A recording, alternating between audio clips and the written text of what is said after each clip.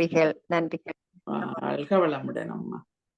மிக்க மகிழ்ச்சி அம்மா. வாழ்க வளமுடன். அருமையானதொரு துரிய தவத்தை ஆழமாக அமைதியாக நடத்தி தந்த அம்மா அவர்கள் வாழ்க வளமுடன். அவர்களது அன்பு குடும்பம் வாழ்க வளமுடன். அருட்பேராற்றல் கருணையினால் அவர்களும் அவர்களது அன்பு குடும்பமும் உடல் நலம், நீளாயுள், நிறை செல்வம், உயர் புகழ், மெஞ்ஞானம் ஓங்கி வாழ அனைவரும் இணைந்து குருவின் நினைவில் நின்று வாழ்த்துகிறோம். வாழ்க வளமுடன் அம்மா. வாழ்க வளமுடன். வாழ்க வையகம், வாழ்க வையகம், வாழ்க வளமுடன். தெய்வ அறிவே திருந்திய அறிவாம், உய்யும் நல்வழி உள்ளுணர் தவமே, செய்யும் வினைகளை சீரமைத்திட வருவாய் அருள்வாய் குருவே என குருவின் மலரடி பணிந்து வணங்கி, மன வழக்கலை என்னும் விரிந்த விருட்சத்தின் வேறாக விளங்கும் அருளன்னை லோகாம்பாள் அவர்களையும் பாதம் பணிந்து வணங்கி, இருவரும் நம்மோடு சுட்சமமாக இணைந்து இருந்து இன்றைய நிகழ்வினை நிகழ்த்தி தருவார்களாக என கேட்டுக்கொண்டு, இன்று குழுமியுள்ள நார்வே, டென்மார்க் வேதாத்திரிய உறவுகள் மற்றும் தமிழ்நாட்டில் உள்ள எனது அன்பு சகோதர சகோதரிகள் அனைவருக்கும் அன்பான காலை வணக்கத்தை தெரிவித்துக் கொண்டு, ஊட்டமிகு உணவு என்றதொரு தலைப்புல நாம் அனைவரும் இணைந்தே சிந்திப்போம். இதனுடைய பொருள் விளக்க வேண்டிய தேவையில்லை. நாம் அனைவரும் தேடி தேடி தேடி அருந்துவதுதானே அன்றாடம். இதுல என்ன சத்து இருக்கு, அதுல என்ன சத்து இருக்கு, இது நம்மளுக்கு நல்லதா அப்படின்னு பார்த்து பார்த்து வாங்குறோம், பார்த்து பார்த்து சாப்பிடுறோம். அப்போ அந்த ஊட்டம் அப்படிங்கிறது என்னன்னா, நல்ல சத்துள்ள, நம்மை பலப்படுத்த, நமக்கு நோய் வராமல் தடுக்க, மேலும் நம் சிந்தனையை உயர்த்தும் அளவுக்கு நாம் உண்ணும் உணவு அமைதல் வேண்டும். அப்படித்தானே அர்த்தம். அதுக்கு தானே ஊட்டமிகு உணவு. அந்த ஊட்டத்தை கொடுக்க வேண்டும். அந்த உணவு எதுக்கு? உடலுக்கும் மனதிற்கும் அப்படின்னு சொல்றாங்க அருள் தந்தை வேதாத்திரி மகரிஷி. அருள் தந்தை ஒரு பாடல்ல கூறுறாங்க, உண்ணும் உணவு உடல் மட்டும் பாயும், எண்ணும் எண்ணங்கள் எங்குமே பாயும், எண்ணமோ உணவில் எழுச்சி பெறும் இயக்கமே, உண்பதோ எண்ணத்தால் உற்றுப்பார் உறவை அறி. 4 வரி பாடல். ஆனா 4 மணி நேரம் விளக்கலாம். ஏன்னு சொன்னா, உண்ணும் உணவு உடல் மட்டும் அப்படின்னு நிறுத்திருக்கலாம் ஐயா. பாயும் அப்படின்னு சொல்லிட்டாரு. பாயும்னா நாம சாலிடாங்கிறோம், லிக்விடாங்கிறோம். அது எப்படி பாயும்? அது ஒரு பெரிய ப்ராசஸ் இருக்குல்லாங்க. அதை பத்தி கொஞ்சம் நாம இப்ப பின்னாடி பார்க்க போறோம். எண்ணும் எண்ணங்கள் எங்குமே பாயும். நாம் அனைவரும் அறிந்தது. எண்ணம் என்பது மனதின் வெளிப்பாடு. அப்போ மனதிலிருந்துதான் எண்ணம் தோன்றும். அந்த எண்ணம் மனதிற்கு மூல காரணம் உணவு, மன இயக்கத்துக்கு. அப்போ இன்னைக்கு இந்த வீட்டுல இருந்து கொண்டே, சென்னையில ஒரு மூலையில ஒரு ரூம்ல இருந்து கொண்டு, நார்வேல உள்ள உங்களை நினைத்து கொண்டு இருக்கிறேன். இப்படியே கொஞ்ச நேரம் போனா அப்படியே அது யுஎஸ்ஏ போகும். இன்னும் கொஞ்ச நேரம் போனா என்னோட சொந்த ஊர் போகும். இன்னும் கொஞ்சம் போனா நான் செய்யற என்னோட கிச்சனுக்கு போகும். இப்படியே பல இடங்களில் எண்ணங்கள் பாயும் அப்படின்ற வார்த்தை போட்டாரு. எண்ணமோ உணவில் எழுச்சி பெறும் இயக்கமே. அந்த உணவு இருந்தாதான் அந்த எண்ணம் எழுச்சி பெறும், எண்ணமே உருவாகும், இயக்கம் நடக்கும். உற்றுப்பார் உறவை அறி அப்படின்னு சொல்லியிருக்காரு. உற்றுப்பார் அப்படிங்கிறது தான் ஒரு பெரிய ப்ராசஸ். ஆராய்ஞ்சு செய்து பார். உறவை அறி. அந்த உணவுக்கும் உன்னுடைய எண்ணத்திற்கும் மனதிற்கும் உள்ள உறவு என்ன அறிந்து கொள் அப்படின்னு முடிச்சுட்டாங்க ஐயா. அதுதான் அந்த உறவை அறி அப்படிங்கிறதா ஹைலைட். அந்த 2 வார்த்தையை தான் நாம இன்னைக்கு சிந்திக்க போறோம். நாம் உண்ணும் உணவே எப்படி 7 தாதுக்களாக மாறுதுன்னு காயக்கல்ப பயிற்சியில, காயக்கல்ப தத்துவத்துல சொல்லியிருப்பாங்க. ரசமாக, இரத்தமாக, சதையாக, எலும்பாக, கொழுப்பாக, கொழுப்பிலே உள்ளே நிறைந்துள்ள மஜ்ஜையாக, மஜ்ஜையின் வடிகட்டிய ஒரு திரவம் ஜீவ வித்து குழம்பாக மாற்றம் பெற்று கருமையத்துல பருவுடலின் நடுப்பாகம் நுண்ணுடலின் நடுப்பாகம் காந்த உடலின் நடுப்பாகமாகிய மூலாதாரத்தில் தேக்கம் பெற்றுக் கொள்கிறது. அந்த இறுதி சத்து உள்ளதான் உயிர் துகள்கள் பெருக்கம் செய்கிறது, பெருக்கம் ஏற்படுகிறது. மேலும் அந்த உயிர் துகள்களை தரமாக, திடமாக, ஊட்டம் மிகுந்ததாக மாற்றி தருவது அந்த ஜீவ வித்து குழம்பு. அந்த தரமாக ஊட்டம் மிகுந்ததாக இருந்தாதான் நம்ம உடலெங்கும் அந்த உயிர் துகள்கள் ஓடி சென்று அதிலிருந்து வரக்கூடிய ஜீவ காந்த ஆற்றல் நல்ல விரைவான சுழற்சி பெற்று நல்ல ஒரு சக்தி வாய்ந்த ஆற்றலாக இருந்து நம்மளுடைய அன்றாட செயல்களை வழிநடத்தும். அதாவது நமக்கு central nervous system, autonomous nervous system அப்படிங்கிற மைய நரம்பு மண்டலத்தில் உள்ள உடல் கருவிகளை இயக்குகிறது. நமக்கு எல்லாமே தெரியும். நம்முடைய கை, கால், வாய், குதம், குய்யம் என்கிற கர்மேந்திரியங்கள் ஐந்தையும், தோல், நாக்கு, மூக்கு, கண், காது என்ற ஞானேந்திரியங்கள் ஐந்தையும் இந்த ஜீவ காந்த சக்தி தான் இயக்குகிறது உடல் சக்தியாக. தானியங்கி நரம்பு மண்டலமாக உடல் ஆற்றல், உடல் அந்த ஜீவகாந்த ஆற்றல் தானியங்கி நரம்பு மண்டலத்தில் உள்ள 5 ராஜ உறுப்புகள் சொல்றாங்க. இதயம், நுரையீரல், கல்லீரல், சிறுநீரகம், மூளை ஆகியவற்றில் புகுந்து நமக்கு அதற்கான இயக்கத்தையும் கொடுத்து அந்த மூளை என்கிற தலை என்கிற உடலுக்கு பிரதானம் தலை. தலையில உள்ள முக்கியமான உறுப்பு மூளை. மூளையின் வழியாக நாம் பார்ப்பது, கேட்பது, நுகர்வது, ஸ்பரிசிப்பது, இன்னும் சுவைப்பது அனைத்தையும் பதிவு செய்து கொண்டு அதிலிருந்து எண்ணமாக விரித்து விரித்து விரித்து காட்டுகிறது. அப்ப இந்த செயல்களுக்கெல்லாம் மூல சக்தியாக திகழ்வது அந்த உணவிலிருந்து வெளிப்படும் ஜீவ காந்த சக்தி என்றே சொல்லலாம். அந்த மனம். மனிதன் என்பதே மனம் பிளஸ் இதம் தானே. மனனும் இதமாக வைக்க பெற்றவன் மனிதன். அந்த மன இயக்கத்திற்கு ஆற்றல் அளிப்பது நாம் உண்ணும் உணவு அப்படின்னு எடுத்துக்கொள்ளலாம். அந்த நாம் உண்ணும் உணவு நம்மை வளர்ச்சி பெற செய்து, பிறந்த போது ஒவ்வொருத்தரும் எவ்வளவு இருந்தோம்? 2.75, 3, 3.25. அந்த நிலையில இருந்து நாம் இன்று ஒவ்வொருவரும் இவ்வளவு வளர்ந்திருக்கோமே. நம்மை வளர்ச்சி பெற செய்து அதோடு மட்டுமல்லாமல் அன்றாட செயலுக்கும் நம்மை சக்தி கொடுத்து கொண்டிருப்பது உணவு என்பது நாம் அனைவரும் அறிந்ததே. நான் புதுசா ஒண்ணும் சொல்லல, கொஞ்சம் ஞாபகப்படுத்துறேன், அவ்வளவுதான். அந்த உணவு எப்படி அமைதல் வேண்டும் அப்படின்னு அறிஞர்கள் சொல்றாங்க அப்படின்னு சொன்னா, நாம் வாழும் தட்ப வெட்ப சூழ்நிலைக்கு தகுந்தவாறு அமைதல் வேண்டும் அப்படிங்கிறாங்க. அதாவது அந்தந்த பகுதியில் விளையும் தானியங்கள், காய்கறிகள், பழங்களே அந்தந்த பகுதி மக்களுக்கு ஏற்றதாக அமையும். அந்த சூழ்நிலைக்கு மக்களுக்கு வேணும் அப்படின்னு சொல்லிட்டு தாவரம் அப்படிங்கிறது முதலாவதாக தோன்றிய உயிரினம். இறைவனுக்கு அடுத்தபடியாக ஒரு உயிரினம் படைக்க போறேன்னா ஒரு பெரிய பிரளயம் வந்து ஒரு பெரிய சக்தி வர படைக்க போகிறேன், அதற்கு நீ உணவாக இரு, தா வரம் அப்படின்னு உள்ளதுதான். வரம் தா அப்படிங்கறதுதான் தாவரமாக மலர்ந்தது அப்படின்னு சொல்லுவாங்க.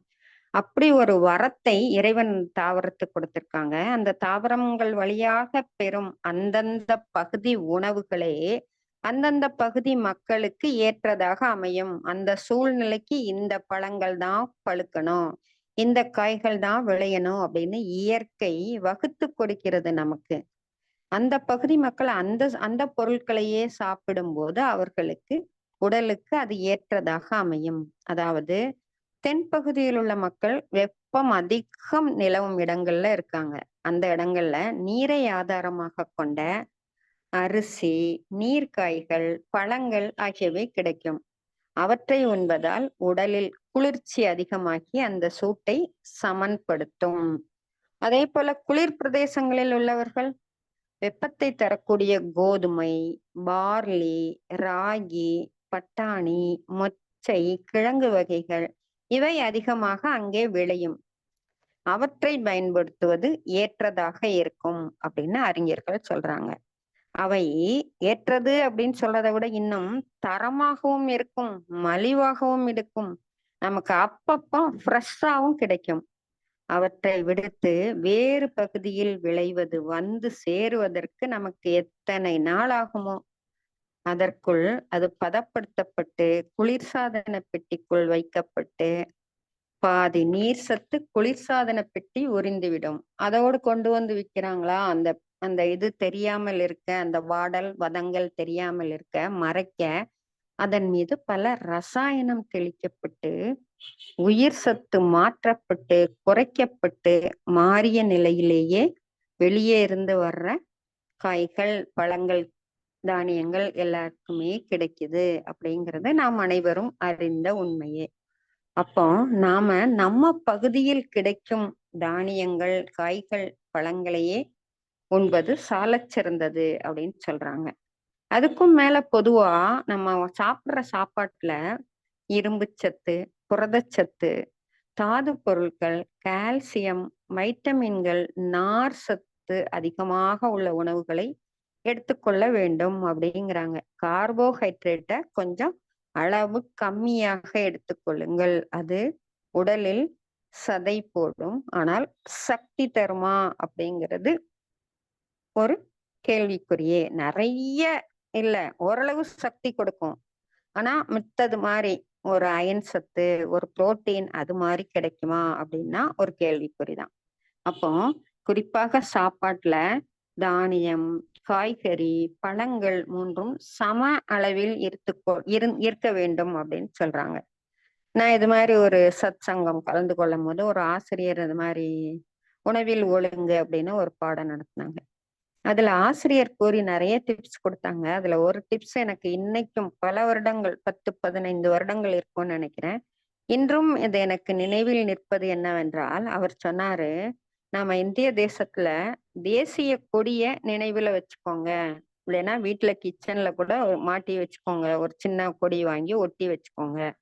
அதுல எப்படி வெள்ளை நிறம், பச்சை நிறம், சிவப்பு நிறம் மூன்றும் சம அளவில் உள்ளதோ அதுபோல நாமும் அன்றாடம் ஒவ்வொரு நேரம் சாப்பிடும் உணவில் வெள்ளை நிறம் சாப்பாடு, பச்சை நிறம் காய்கறிகள், கீரை, பழங்கள் சிவப்பு நிறம் என்று மூன்றும் இருக்க வேண்டும். அது கூட மறக்காம அதை சுழலச் செய்ய சக்கரம் போன்ற வாய்ப்பு உள்ளதே. அப்போ நீருக்கும் கொஞ்சம் இடம் விட வேண்டும் அப்படின்னு சொல்றாங்க. அப்போ இந்த மூன்றும் சம அளவுல சாப்பிடும்போது நமக்கு வேண்டிய சத்துக்கள் சரியான அளவு கிடைத்து நம் உடலில் ஜீவ காந்த சக்தி பெருக்கம் ஏற்பட அது மிகவும் துணை புரிகிறது என்றே சொல்லலாம். அப்புறம் உணவில் அளவு முறை அப்படின்னு பார்க்கும்போது அளவு முறை மாறிட மீறிட உணவாகவே உடல் மாறி போகுமன்றோ அப்படின்னு சாமிஜி ஒரு பாடல்ல கேக்குறாங்க. உணவில் அளவு முறை மாறிட மீறிட உணவாகவோ உடல் மாறி போகும் அன்றே அப்படிங்கிறாங்க. அப்போ அளவோடு உண்டால் உடல் உணவை செரிக்கும், அதிகமாக உண்டால் உணவு உடலை செரிக்கும். உணவு உடலை செரிக்கும்னா நாம் அனைவரும் அறிந்திருப்போம்.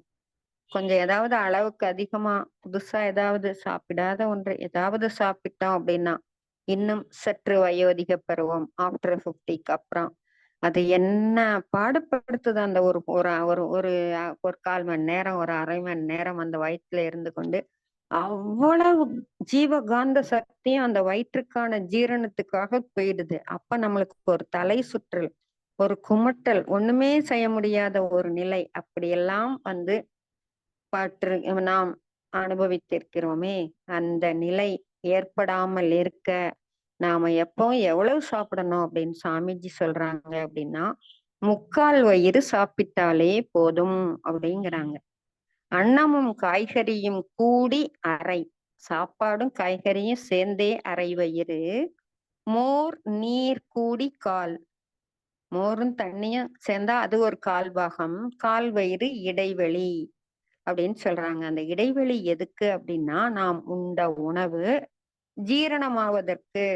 நாம கொஞ்சம் யோசிச்சு பார்த்தோம்னா முதல்ல இரைப்பையிலேயே அது ஒரு அமிலம் சுரந்து பிரஸ் பண்ணி சுருக்கி விரிந்து அந்த இரைப்பை அந்த சாப்பாட்டை கூழ ஆக்கணும். அதுக்காக கொஞ்சம் இடம் விடுங்க அப்படிங்கிறாங்க. அப்போ அதையும் மீறி என்ன அளவு அப்படின்னு பார்த்தோம்னா, ஒவ்வொருவருக்கும் வயது, செய்யும் தொழில், இருக்கும் இடம் பொறுத்து அமைதல் வேண்டும் அப்படிங்கிறாங்க. இன்னும் குறிப்பாக அடுத்த வேளை சாப்பாட்டிற்கு 1 மணி நேரம் முன்னதாக பசி உணர்வு வர வேண்டும். அதுவே ஆரோக்கியம் தரும் அளவு முறை அப்படின்னு சாமிஜி சொல்றாங்க. அப்போ இதையே ஒரு பழமொழியாக பசித்து புசி என்கிறார்கள். பசி எடுத்த பிறகு உண்டால்தான் அந்த செரிமானத்திற்கான ரசாயனம் சுரந்து உண்ட உணவு நல்ல முறையில் ஜீரணித்து உயிருக்கு ஏற்ற ஆற்றலாக மாறும். மேலும் நன்செய் உணவு, புன்செய் உணவு என்ற 2 வகை உணவுகளையும் சேர்த்து புசித்தல் வேண்டும் அப்படின்னு நம்ம மகான் சொல்றாங்க. நமது மகான் வேதாத்ரி மகர்ஷி அதற்காக ஒரு உணவு பட்டியலே கொடுக்கிறாங்க. காலையிலே புஞ்சை தானியத்தாலான கஞ்சி ஒன்று தேங்காயோடு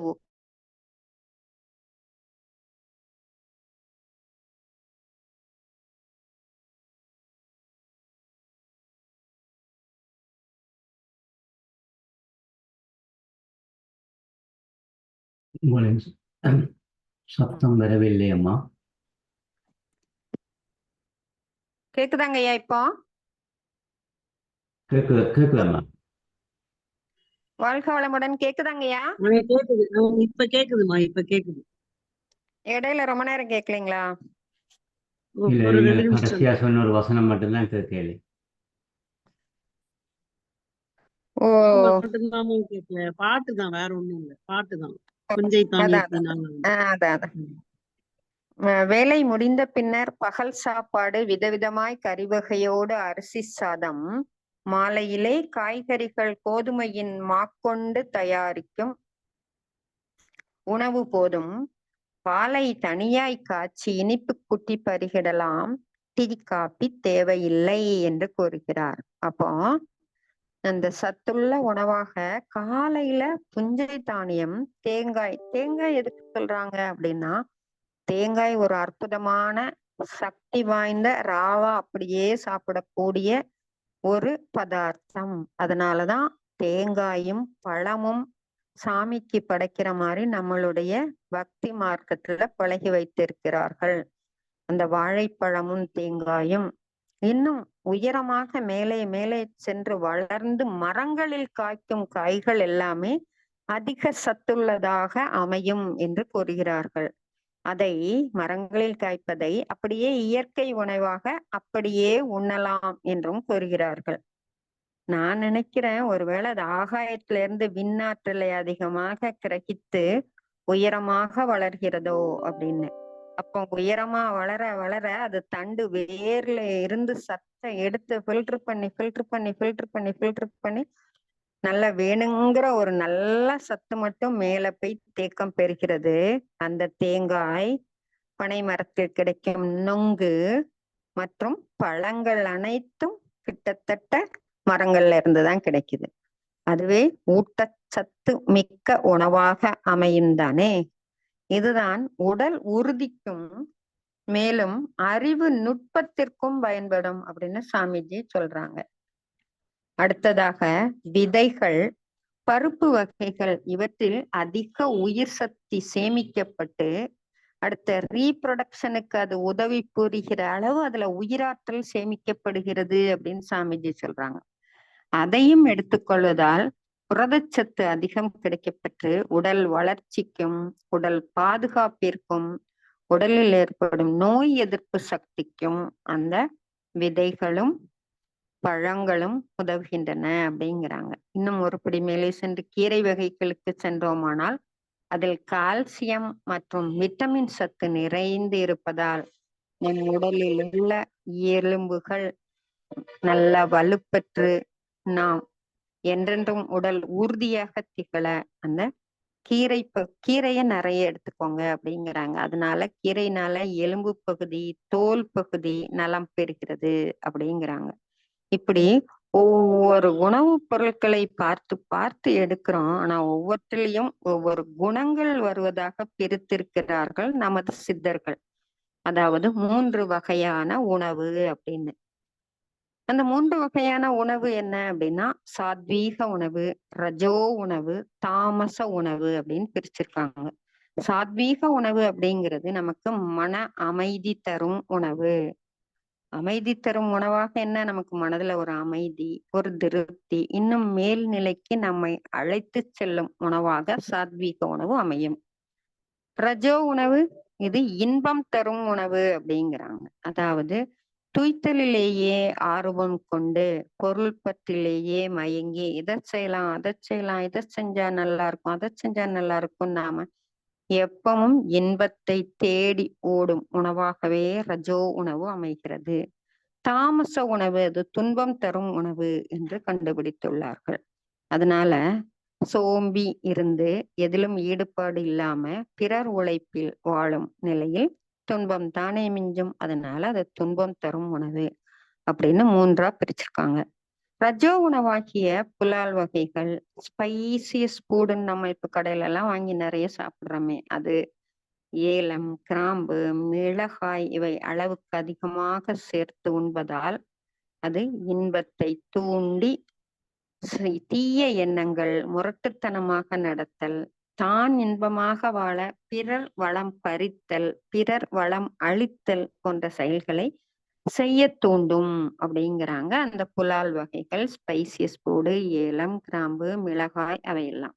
அடுத்தது தாமச உணவு என்னன்னு பார்த்தோம்னா, பக்குவப்படுத்தப்பட்ட மாவு வகைகள், சில கிழங்கு வகைகள், சுரைக்காய், கனிகளில் வாட்டர்மெலன் அப்படின்னு சொல்ற அந்த பழம் போன்ற உணவுகள்லாம் தாமச உணவாக அமையும். அது செயல் ஆர்வம் குன்றச் செய்து சுறுசுறுப்பு ஆகியவற்றை குறைத்து மந்தத்தன்மையை உண்டாக்கிவிடும்.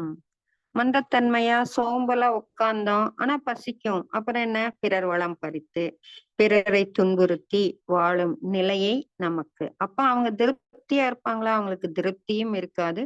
எப்பவும் ஐயோ நான் இப்படி இருக்கனே அப்படிங்கிற ஒரு துன்ப உணர்ச்சியே அவங்களிடம் மீதமாகும் அப்படிங்கிறாங்க.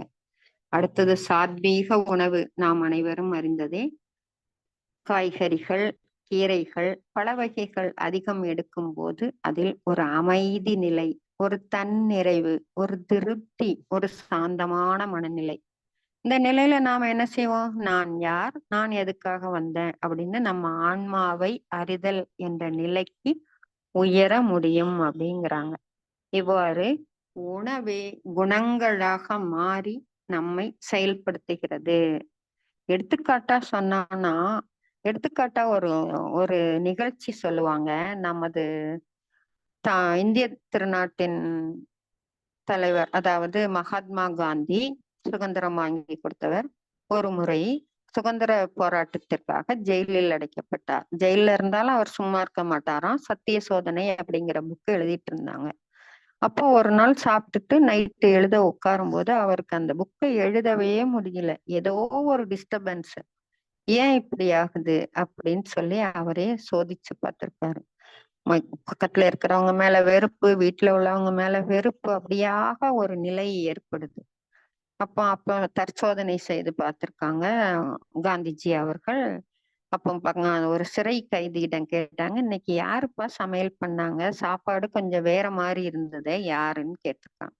அப்ப சொன்னாங்க, தினம் வர்றவர் வரல, இன்னைக்கு ஒரு கொலை செஞ்ச ஒருத்தர், ஆனா அவர் நல்லா சமைப்பாரு, அதனால அவரை விட்டு சமைச்சோம் அப்படின்னா. ஓ, அதுதான் என்னுடைய உடலில் சென்று அவருடைய உணர்வு என்னுடைய உணர்வாக மாற்றம் பெற்று இன்று என்னை இந்த புத்தகத்தை எழுத விடாமல் தடுக்கும் ஒரு சக்தியை ஏற்படுத்தியது. அதை நான் மாற்றியாக வேண்டும் அப்படின்னு சொல்லிட்டு அதுக்கு மாற்று பயிற்சி செஞ்சாராமா. அந்த அளவு உடலே அந்த உணர்வை மேம்படுத்தும். அதுவே குணமாக மாறி அந்த குணமே ரொம்ப நாள் நீடிச்சிருந்ததுன்னா அதுவே ஆளுமை திறமாக அவனுடைய பெர்சனாலிட்டியாக மாறிவிடும். இதுதான் மனிதருள் வேறுபாடுன்னு சாமிஜி சொல்றாங்களே, குணத்தினால, அவங்க சூழ்நிலையால, அவங்க சாப்பாட்டினால, அவங்க கருவமைப்பினால மாறுபடுது அப்படின்னு. அந்த குணாதிசயங்கள் எல்லாமே உணவை பொறுத்ததாக அமைகிறது. இவ்வாறு பார்த்து பார்த்து உண்டாலும் உண்ணும் முறையை சரியாக கடைபிடிக்க விட்டால் ஊட்டம் உள்ளதாக அமையாது என்கிறார்கள். ஊட்டமிகு உணவுக்கு ஊட்டமிகு உணவு என்னன்னு பார்த்துட்டோம், சரியான விகிதம் பார்த்துட்டோம், அளவு பார்த்துட்டோம், வகைகள் பார்த்துட்டோம். ஆனா அதை எப்படி சாப்பிடணும் அப்படிங்கிறத சாமிஜி சொல்றாங்க. மற்ற அறிஞர்கள்லாம் சொல்றாங்க, நொறுங்க தின்றால் 100 வயது என்று. உணவை குடித்து நீரை மென்று உண்ணுதல் வேண்டும். உணவை குடிக்கிற அளவு பல்லால நல்ல மென்று மென்று மென்று உமிழ்நீருடன் கலந்து நீராக்கி குடிக்கும் போது பாதி கால் ஜீரணம் அங்கேயே நடந்துறது, மிச்சம் வயிற்றிலே நடக்கும் அப்படிங்கிறாங்க. அதே மாதிரி தண்ணீரையும் வாயில் வைத்து உமிழ்நீருடன் கலந்து உண்ணுங்கிறாங்க. அதுக்கு ஒருபடி மேல போய் நம்ம மகான் வேதாத்ரி மகரிஷி அதற்கு ஒரு பாடலே கொடுத்திருக்காங்க. நாம் அனைவரும் அறிந்தது, உண்ணும் போது உயர்ந்த நினைவு. நண்பர்கள் அனைவரும் கூடி நன்றி உணர்வுடன் நாம் இவ்வுணவை உண்ணத் தொடங்குவோம். உடல் நலத்துக்கே என்ன விழிப்புடன் இவ்வுணவளவுடன் உச்சியில் நினைவை வைத்துக் கொள்வோம். உண்போம் இனிய நினைவோடி உணவை. உடல் நலமாயுள் உயர் புகழ் அமைதி இடமதன் தூய்மை எல்லாம் அமைக. இவ்வுணவழித்தோர் இறைவன் அருளால் எவ்வகையாலும் ஏற்றமாய் வாழ்க. எல்லாம் வல்ல இறைவனை போற்றுவோம். நல்லதோர் உணவினை நமக்கே அளித்தோர் வாழ்க வளமுடன். உலக உயிர்கள் எல்லாம் வாழ்க வாழ்க வாழ்க வளமுடன். காயக்கற்ப கலை கற்றோர் அனைவருமே தூய மனதோடு 10 தடவைகள் நரம்பூக்கம் எனும் நல்ல பயிற்சியும் சிரமித்தேறி சிந்தனை உயர ஓஜஸ் மூச்சை ஓரிரு தடவைகள் தேஜஸ் உயர்த்திட செய்தூன் உண்போம் அப்படின்னு முடிச்சிருக்காரு. அப்போ முறையா சாப்பிடுறதுக்குள்ளயும் இருக்கு அன்பர்கள் நண்பர்கள் எப்படி சாப்பிடணும்னு ஒரு 7 கொடுத்திருக்காரு பாருங்க. அன்பர்கள் நண்பர்கள் அனைவரும் கூடி சாப்பிடணும், நன்றி உணர்வோடு சாப்பிடணும், எண்ண விழிப்போடு சாப்பிடணும், அளவோடு சாப்பிடணும், உச்சியில் நினைவை வைத்துக் கொண்டு சாப்பிடணும், இனிய நினைவோடு சாப்பிடணும் அப்படின்னு. இப்படி சாப்பிட்டா என்ன கிடைக்கும்? உடல் நலம், ஆயுள், உயர்ப்புகள், அமைதி கிடைக்கும். இறைவன் அருளால இதை கொடுத்தவங்க ஏற்றமாய் வாழ்க. நல்லதோர் உணவினை நமக்கு அளித்தோர் வாழ்க வளமுடன். வாழ்க வாழ்க வாழ்க வளமுடன் 4-5 முறை கொடுத்திருக்காங்க. அப்படி நன்றி சொல்லிட்டு காயக்கல்ப கலையாகிய அஸ்வினி முத்திரை 10 முறை செய்து நரம்பூக்க பயிற்சி செய்து அந்த சாப்பாட்டுல நம்முடைய ஓஜஸ் சக்தியை செலுத்தி அதை சுத்தப்படுத்தி சாப்பிடுவதன் மூலம் சிந்தனை உயரும், தேஜஸ் உயரும் அப்படின்னு சொல்லியிருக்காங்க. அந்த முறையை நாமும் கடைபிடித்து இந்த உணவிலே ஊட்டச்சத்து மிக்க உணவை அருந்தி நம் மன வளக்கலை அன்பர்களும் நலம் பெறுவோம். இதிலும் உணவே மருந்தாகவும் இன்னும் வெந்தயம், கடுக்காய், மிளகு, ஜீரகம், மஞ்சள், பூண்டு, வெங்காயம் இவற்றை ஒவ்வொன்றிலும் ஒவ்வொரு சிறப்பு குணங்கள் இருக்கின்றன.